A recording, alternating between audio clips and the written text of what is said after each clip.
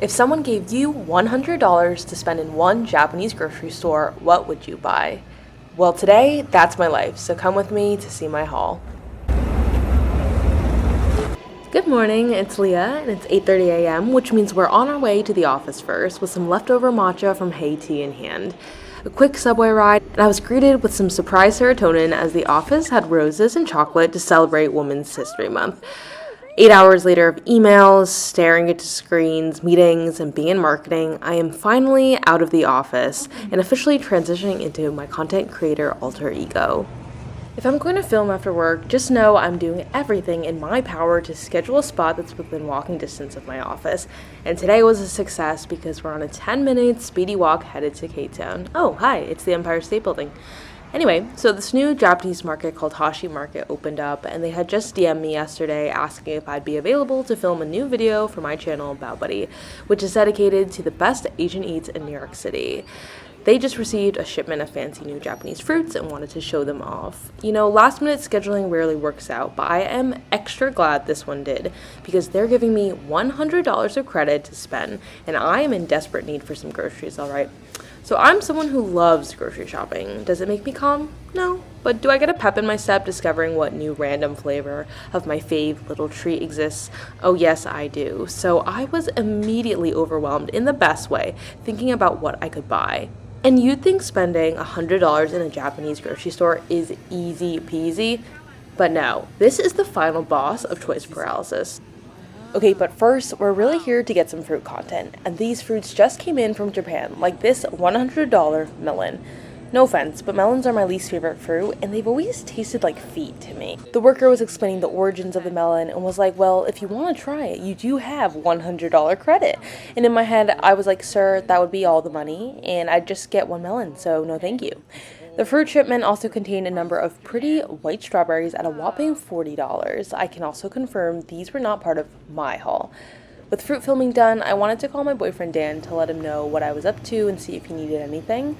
I initially tried to FaceTime him to take him along my journey, but the lack of Wi-Fi, mixed with trying to grocery shop, mixed with filming, was going to have to be a no-go. I was overwhelmed in the best way, figuring out where to even start with this haul, so I decided to just take it one section at a time, starting with the fresh grocery items, since this section was relatively smaller compared to, say, a normal grocery store.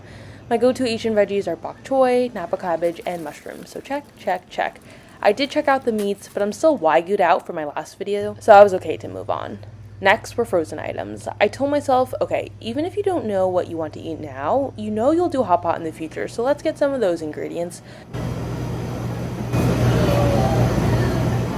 Like fish balls are a hot pot must-have, as well as dumplings. And if I can impart any wisdom on you, for frozen dumplings, you must get twin marquee. And it was satisfying seeing my basket start to grow.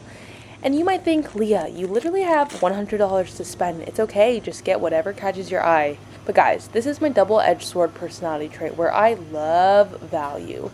So I knew I'd 1, need to pick items I'd actually like, no food waste here, and 2, optimize how I would get as wide of a range of yummy things within the quote-unquote budget.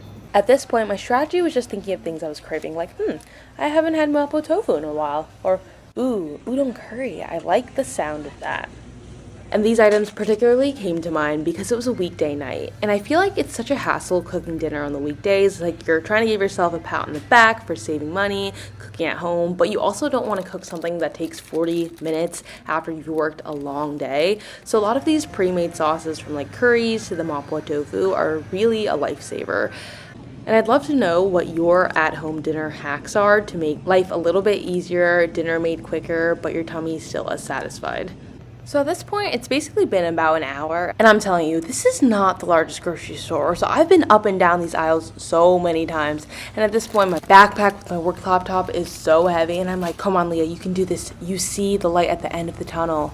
And with my final item being a bag of yellow curry flavored chips, I am happy to announce that we finally made it to the cash register. And of course, the guy tells me that I've only spent $87. Guys, I'm telling you, spending $100 is harder than it looks. So in my mild delirium, I just go out and grab a little thing of spicy salmon rolls and a mochi, and we successfully spent $99.99, baby. So this basically was my full body workout for the day, lugging this 10-pound bag back to the subway, and just like a workout, I don't think I was smelling too fresh anymore.